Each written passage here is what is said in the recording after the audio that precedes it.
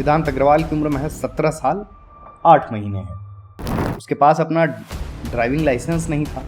1.5 घंटे बैठने के दौरान उन्होंने 50,000 की शराब समाप्त कर दी। उस लड़के के साथ पुलिस बराबर वीआईपी ट्रीटमेंट कर रही थी। अग्रवाल परिवार का अंडरवर्ल्ड कनेक्शन और चार्जशीट फाइल होने तक उनकी गिरफ्तारी नहीं हुई। पुलिस, प्रशासन और न्यायपालिका जुडिशरी तीनों पर एक बार फिर सवालिया निशान खड़े होते हैं। ये ऐश और तरब के मत वाले बेकार की बातें करते हैं। ये ऐश और तरब के मत वाले बेकार की बातें करते हैं। पायल के गमों का इल्म नहीं, झंकार की बातें करते हैं। ये शब्द हैं शकील बदायूनी के और देश के एक चर्चित घटनाक्रम पर सटीक बैठते हैं। इन्हीं शब्दों के साथ आप सभी को न्यूज गैंगस्टर का सादर प्रणाम। महाराष्ट्र का पुणे, तारीख थी 18 मई, देर रात, शनिवार या रविवार की देर रात। सड़क पर एक तेज रफ्तार कार जिसका नाम था पोर्श दौड़ती है और एक बाइक को टक्कर मारती है। बाइक पर 2 लोग सवार रहते हैं, एक युवक एक युवती। दोनों की उम्र 24 से 25 साल के बीच। टक्कर इतनी तेज होती है कि बाइक चलाने वाले युवक की घटनास्थल पर ही मौत हो जाती है और युवती की कुछ देर बाद। क्योंकि यह सार्वजनिक स्थान पर हुई घटना थी, वहां भीड़ थी।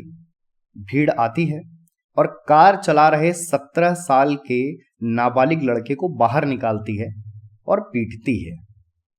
फिर पुलिस को सूचना दी जाती है। पुलिस आती है और उस नाबालिग लड़के को, कार चलाने वाले नाबालिग लड़के को उठाकर पुलिस थाने ले जाती है। यह ऐसी घटना है जो न्यूज चैनल से लेकर सोशल मीडिया प्लेटफॉर्म्स पर सुर्खियां बटोर रही है। इस घटना पर कई तरह के सवाल खड़े होते हैं, पुलिस पर, प्रशासन पर और हमारी न्यायपालिका पर, हमारे जुडिशरी सिस्टम। तो सबसे पहले पुलिस ने आईपीसी की धारा 304 और मोटर व्हीकल एक्ट की धारा 185।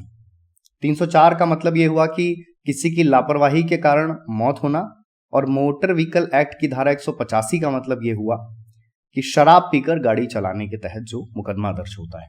जो नाबालिग 17 साल का लड़का था उसका नाम है वेदांत अग्रवाल, पुणे के एक मशहूर रियल एस्टेट डेवलपर का बेटा। और वो अब सबसे बड़ा सवाल उठता है कि इतनी तेज रफ्तार से वो आ कहां से रहा था। तो हाल ही में उसने 12वीं क्लास का एग्जाम दिया था। 12वीं क्लास का एग्जाम दिया और ठीक ठाक या फिर संतोषजनक नंबरों से पास किया होगा। जिसके बाद उसने अपने पिताजी से, जिनके बारे में मैंने बताया कि वो शहर के मशहूर रियल एस्टेट डेवलपर थे, उनसे अनुमति मांगी पार्टी की। और पार्टी करने के लिए अपने पिताजी की पोर्श कार लेकर शहर के पब गया। और पब जाने को और रॉ भाषा में कहा जाए तो दारू पीने गया। और इतना कुछ करने गया, लेकिन उसके पास गाड़ी चलाने की बेसिक ट्रेनिंग नहीं थी। उसके पास अपना ड्राइविंग लाइसेंस नहीं था और इन सबसे बड़ी बात कि इतनी महंगी गाड़ी का रजिस्ट्रेशन तक नहीं था। और एक और फैक्ट जो अनपॉपुलर है कि उसके पिता को ये पता ही नहीं था कि वो शराब पीता है, ऐसा उसने, उस लड़के ने ऑन रिकॉर्ड कहा है। तो ये था घटना का पहला चैप्टर। अब आते हैं घटना के दूसरे चैप्टर पर। प्राइमरी इन्वेस्टिगेशन में पुलिस को ऐसा लगा कि ये लड़का शराब पीता है या शराब का लती है, आदतन शराब पीता है। तो उसे मेडिकल टेस्ट के लिए भेजा गया।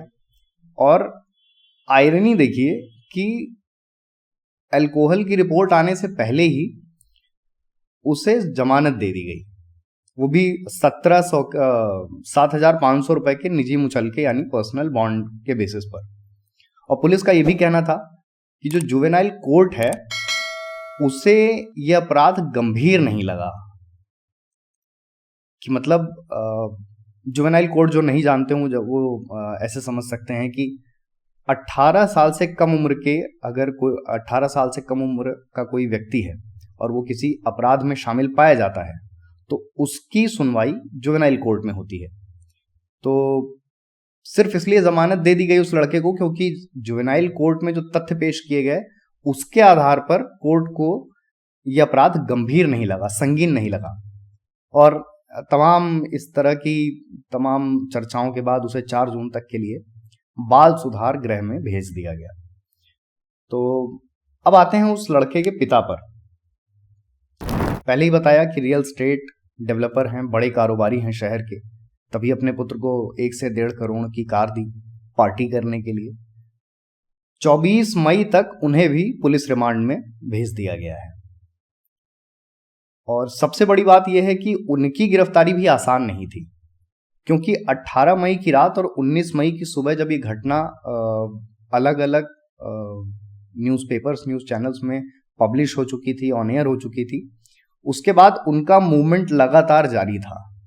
मतलब वो कभी अपने संभाजी नगर गए, फिर अपने फार्म हाउस गए, और फिर कभी अपनी गाड़ी छोड़ दी, ड्राइवर को दे दी, और अपने एक दोस्त की कार लेकर कहीं और चले गए। लेकिन अब उनको पता नहीं था कि कार में जीपीएस सिस्टम होता है, तो उससे फिर पुलिस ने उनको ट्रैक किया और अल्टीमेटली गिरफ्तार किया और 24 मई तक रिमांड पर भेज दिया। अच्छा,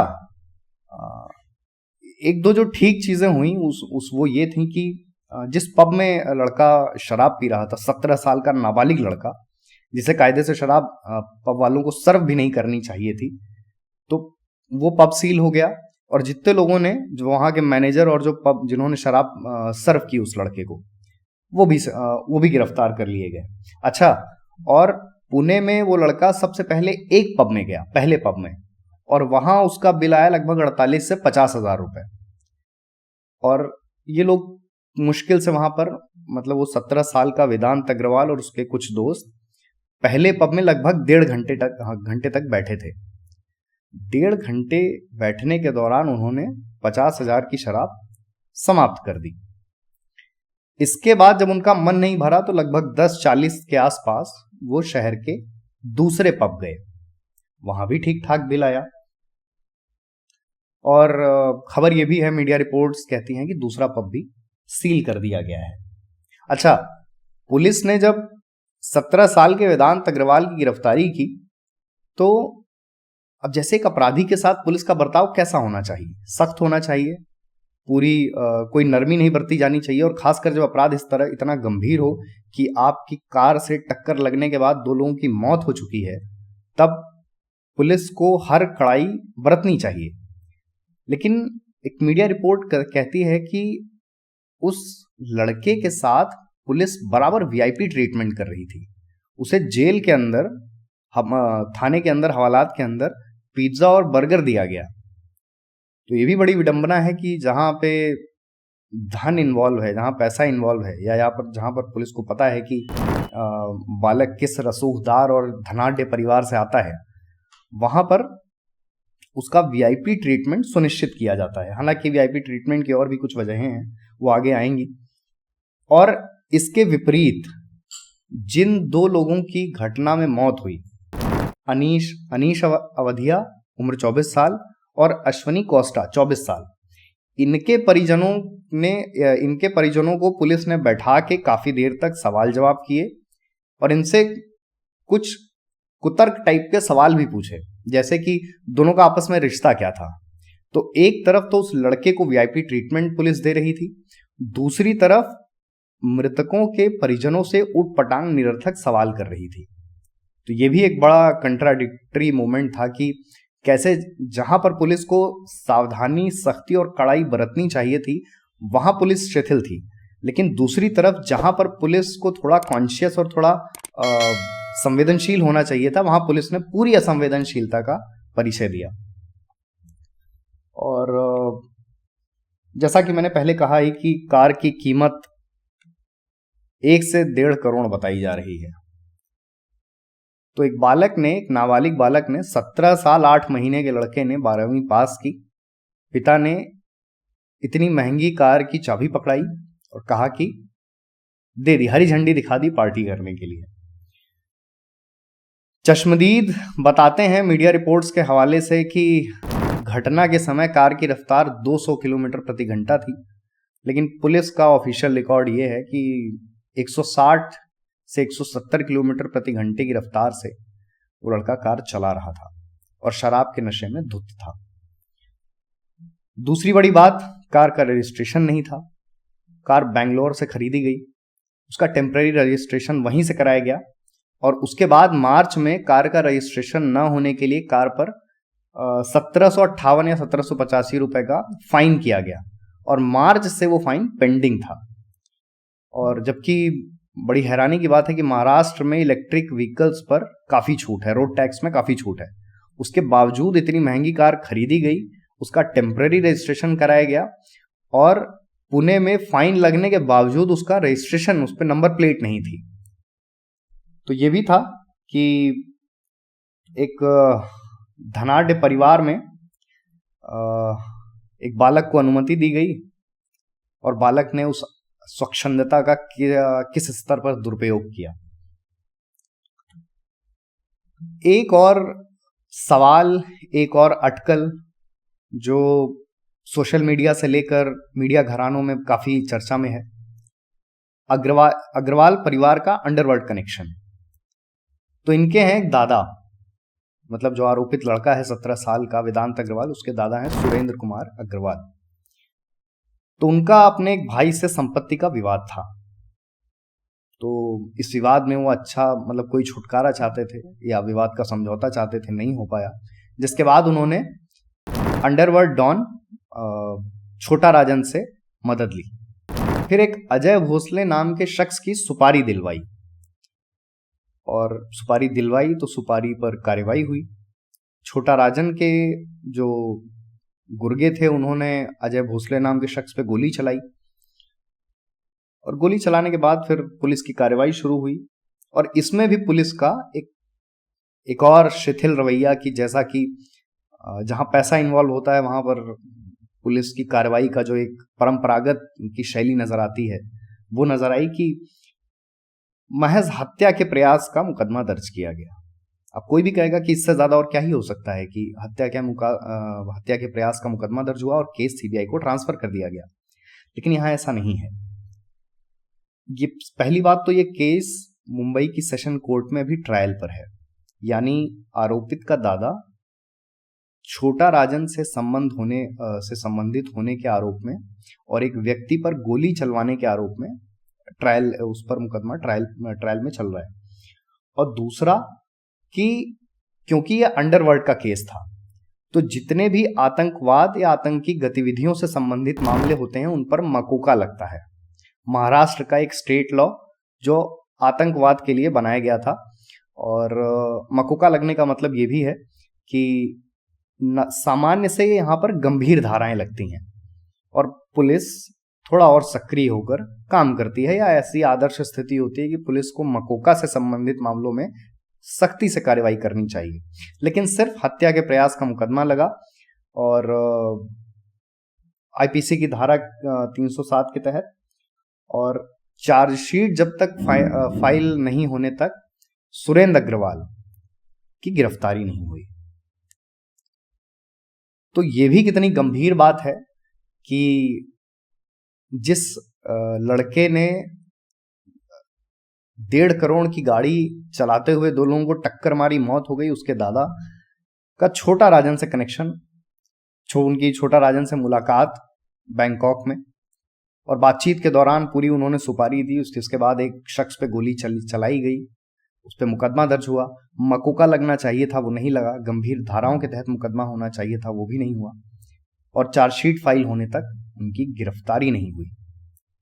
तो यहां एक बार और पुलिस, प्रशासन और न्यायपालिका, जुडिशरी, तीनों पर एक बार फिर सवालिया निशान खड़े होते हैं कि कैसे जिनका ट्रैक रिकॉर्ड इस तरह का है उनके साथ हर तबका, हर सेक्शन ऑफ जस्टिस अन्याय करता है।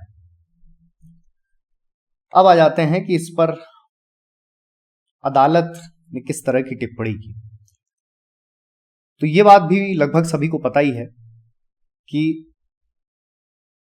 अदालत से सख्ती की उम्मीद की जा रही थी कि इस तरह की घटना के बाद कड़ाई होगी, इसे जघन्य हीनियस क्राइम माना जाएगा। लेकिन इसके विपरीत अदालत ने वेदांत अग्रवाल को, 17 साल के वेदांत अग्रवाल को महज 300 शब्दों का निबंध लिखने की शर्त पर जमानत दे दी। जबकि सोशल मीडिया पर एक वीडियो है जिसमें वेदांत अग्रवाल और उसके दोस्त एक पब में शराब का सेवन करते साफ साफ देखे जा सकते हैं। उस टेबल पे कई लोग बैठे हैं, ग्लास रखी है, बोतल रखी है। इसके बावजूद जो मेडिकल रिपोर्ट भी है उस लड़के की, वो भी नेगेटिव आई है कि उसने उस रात अल्कोहल का यानी शराब का सेवन नहीं किया।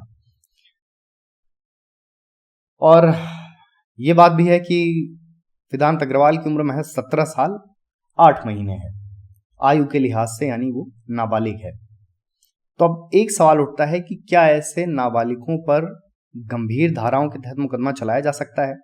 तो इसका जवाब है हाँ, लेकिन वो इतना सहज नहीं है। अगर इस अपराध को, जिसमें 2 लोगों की मौत हुई है, उसे हीनियस क्राइम यानी जघन्य अपराध माना जाए तो उस पर गंभीर धाराओं के तहत मुकदमा दर्ज किया जा सकता है और फिर उसी तरह से ट्रायल होगा। इसमें 1986 का एक जुवेनाइल जस्टिस एक्ट है, तो वो ये कहता था कि, और तब तक जब तक ये एक्ट था 86 तक, कि 16 साल तक के बच्चों को नाबालिग माना जाएगा, और साल 2000 में इस उम्र को 18 साल कर दिया गया कि 18 साल से नीचे के व्यक्ति, लोग, लड़के लड़कियां नाबालिग माने जाएंगे। और फिर 2015 में संशोधन हुआ इस एक्ट में, जिसके बाद ये juvenile justice and care act बना। और फिर यह संशोधन ये था कि 16 से 18 साल तक का अगर कोई लड़का या लड़की है, नाबालिग है, लेकिन उसका अपराध जघन्य है, तब उस पर गंभीर धाराओं के तहत मुकदमा चलाया जाएगा। उसमें भी लेकिन एक सिचुएशन रखी गई कि आरोपित का ओवरऑल असेसमेंट किया जाएगा, शारीरिक, मानसिक और कंडीशंस देखी जाएंगी कि किन परिस्थितियों में उस अपराध को, उस वारदात को अंजाम दिया गया। अगर इस आधार पर यह साबित होता है कि अपराध जघन्य है, हीनियस है, गंभीर अपराध है, तब उस पर एक बालिग की तरह मुकदमा चलाया जाएगा। और 2012 का बड़ा फेमस केस है निर्भया केस दिल्ली का, जिसमें एक पैरामेडिकल की छात्रा के साथ 6 लोगों ने दरिंदगी की चलती बस में, बहुत बुरी तरह उसके साथ रेप किया, जिसमें से एक आरोपित नाबालिग था, शायद 16 साल जिसकी उम्र थी, जिस पर काफ़ी सोशल पॉलिटिकल प्लेटफॉर्म्स पर काफ़ी डिस्कोर्स हुआ कि क्या यही है हमारा जस्टिस सिस्टम, जिसमें एक बलात्कार करने वाले लड़के को बाइज्जत बरी कर दिया जाता है बाल सुधार गृह में भेजने के बाद। 2015 में juvenile justice and care act बना, जिसमें यह तय हुआ कि 16 से 18 साल का अगर कोई है और उसका अपराध जघन्य है तो उस पर गंभीर धाराओं में मुकदमा चलाया जाएगा। इसके बाद जो शहर के कमिश्नर थे, उनका कहना था कि फिलहाल 304A 304 यानी तेज रफ्तार से और लापरवाही से गाड़ी चलाने और से होने वाली मौत, और 304 यानी गैर इरादतन हत्या का मुकदमा, यानी इन 304A और 304 के तहत मुकदमा चलाने के लिए पुलिस ने जो सेशन कोर्ट में अपील दायर की है। और सेशन कोर्ट अगर इस अपराध को जघन्य मानकर मंजूरी दे देता है कि एक हीनियस क्राइम है, तब इस केस में फिर ट्रायल चलेगा, वो भी लंबी न्यायिक प्रक्रिया है, जिसके बाद उस लड़के को 10 साल तक की सजा हो सकती है। और हाँ, एक और बड़े सवाल उठ रहे हैं कि सेंट्रल जो व्हीकल एक्ट है, तो उसमें भी अभी हाल ही में संशोधन हुआ, शायद 3-4 साल पहले। तो उस एक्ट के आधार पर वेदांत अग्रवाल के माता पिता पर भी मुकदमा चलाया जा सकता है। और तो ये कुछ डिटेल्स थी जो, जैसा कि मैंने कहा कि देश की न्याय व्यवस्था, प्रशासन, पुलिस और तमाम महकमों पर सवाल खड़े करती हैं। तो अगर इस मुद्दे को कंक्लूड करना हो तो कुछ बातें समझ आती हैं इस घटना पर पहली नजर जब जाती है। तो कुछ बातें जो निराश भी करती हैं और बार बार उनका रिपीटेशन जरूर होता है कि अमीरी, रसूखदारी और पैसे का कोई विकल्प नहीं है। अगर आपके पास पैसा है तो आपके साथ एक तय फॉर्मेट में ही व्यवहार किया जाएगा, आपके साथ जो ट्रीटमेंट होगा वो बदल जाएगा, आपके साथ भीड़ जैसा बर्ताव नहीं होगा। पैसा जहां इन्वॉल्व हुआ वहां पर आपके साथ होने वाला ट्रीटमेंट, आपके साथ होने वाला बिहेवियर और आपको मिलने वाला जस्टिस ये पूरी तरह बदल जाता है। हालांकि ये मुद्दे से थोड़ा अलग बिंदु है, लेकिन जिस तरह से एक पिता ने अपने पुत्र को पार्टी करने के लिए इतनी महंगी कार पकड़ाई और उसकी जेब से 48,000 का बिल आया, तो इससे ये भी पता लगता है कि एक पिता और पुत्र में जो कम्युनिकेशन होना चाहिए, एक परिवार के भीतर जो संवाद होना चाहिए, शायद वो भी नहीं था। उस लड़के को सही और गलत के बीच का अगर अंतर पता होता, या उसे घर के अंदर ही इतनी तालीम दी जाती कि उसे घर के बाहर किस तरह पेश आना है लोगों के साथ, कि दो जीवन का मूल्य क्या होता है, अगर उसे ये पता होता तो शायद वो इस तरह की वारदात के केंद्र में ना होता। तीसरी बात कि इस घटना से यह भी समझ आता है कि लोग अपनी लिमिट्स नहीं जानते, चाहे वो कार की स्पीड हो 160 किलोमीटर प्रति घंटा, चाहे वो पब में बैठकर अय्याशी करने की लिमिट हो, क्योंकि अगर शायद अल्कोहल की मात्रा उस लड़के के सिस्टम में कम होती तो उसकी कार की स्पीड ये ना होती। और जिस तरह से अब उस पर चर्चा हो रही है और जिस तरह से हमारे जस्टिस सिस्टम, हमारे कोर्ट, हमारी पुलिस पर सवाल उठ रहे हैं, उससे यह भी समझ आता है कि घटना कोई भी हो, उस घटना को पालने में, पोसने में और इन शॉर्ट नरिश करने में हमारे सिस्टम का भी पूरा हाथ रहता है। पर अंत में एक बात, मानवता और संवेदनशीलता इस घटना में, चाहे उस लड़के की तरफ से, चाहे लड़के के पिता और दादा की तरफ से, चाहे पुलिस की तरफ से, चाहे न्यायपालिका की तरफ से, चाहे हम सब की तरफ से, कहीं भी मानवता और संवेदनशीलता नहीं नजर आई।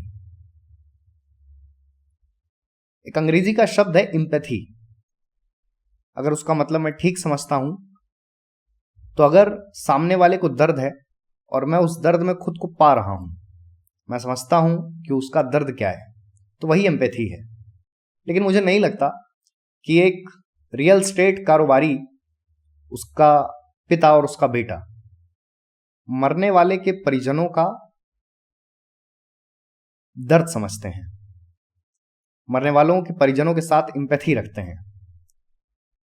जिनकी जिंदगी समाप्त हुई वो तो संसार से चले गए, लेकिन उनके परिजन अब जो झेलेंगे, न्यायपालिका के चक्कर लगाएंगे, थाने के चक्कर लगाएंगे, इस उम्मीद में कि न्याय मिले, और उसके बावजूद अगर न्याय न मिले और पुलिस उनके साथ सही से पेश न आए, इसके उलट वेदांत अग्रवाल के पिता और वेदांत अग्रवाल के दादा के साथ स्पेशल ट्रीटमेंट करे, तो क्यों इस देश के लोगों का, इस देश के जस्टिस सिस्टम में, एडमिनिस्ट्रेशन में भरोसा रहे। तो इसी बात के साथ हम विदा लेते हैं।